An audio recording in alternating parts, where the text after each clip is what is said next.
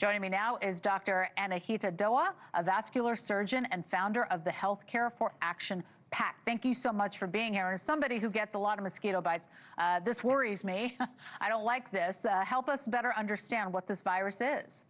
Of course. So this is a virus that really, at least currently in the United States, we don't need to be concerned about. In fact, the last time that someone in the U.S. got this disease was 6 years ago. This tends to be a virus that is usually in tropical countries, a lot in South America, actually. The majority of the cases are down there. But indeed, currently in China, in India, we are seeing, and of course in Africa, quite a few. The treatment really for this is just to take some fluids in and be home away from other people, even though this is a mosquito-borne virus. And honestly, if you're going to this location, taking the vaccine is the name of the game, because this vaccine works. We've had it for a long time, and that's the treatment in order to prevent anything from happening. You know, we were talking about at the top the U.S. already issuing travel warnings on this, but you're not concerned that the virus will spread here at home. It sounds like it could, though, easily. Why should we not be concerned? Well, this is actually mosquito-borne, so it's not from human to human contact. So you would have to have mosquitoes that were landing on people who had the disease and then landing on other people. And mosquitoes tend to be in places that are tropical, where there's still standing water. And at this point, certainly in the United States, this particular issue is not really a problem. Anything can spread. As I mentioned, we have had this disease touch ground here in the U.S. Again, 6 years ago, someone did get it. But it's fairly rare, and at this point, at least, not something to be very concerned about. I mean, take a look at these images. I just got to stop for a second. If we could put that back up, how they're spraying the city streets. We said that in the introduction to you. I mean, look at that.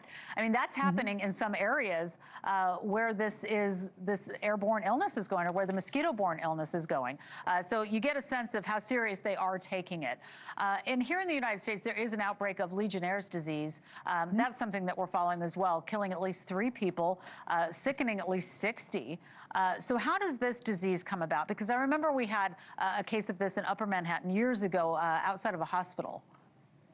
That's an unfortunate disease that we do get here in the U.S., not infrequently, unfortunately. So Legionnaire's actually is a disease that you get from bacteria. And the bacteria loves to live in kind of cooling tanks, jacuzzis. Actually, on our board exams in medicine, very frequently someone sat in a hot tub, and that's the answer. It's always Legionnaire's disease. And so the treatment there is usually for patients that get this type of disease, that they need to get into hospital, get some fluids, and get to a point where they can have conservative management. And of course, antibiotics, which is the mainstay of treatment. It is quoted that 1 in 10 people can die from Legionnaire's disease. At this point, I think it's 87 people have been infected in the region in Harlem, where this was an issue in New York. And as you mentioned, 3 have passed away.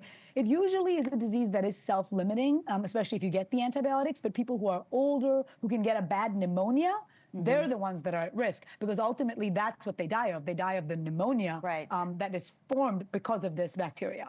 Right. All right. Well, we'll keep an eye on all of it. And thank you for helping us through it all. Dr. Anahita Dua, thank you very much for joining us today. We'll talk again soon.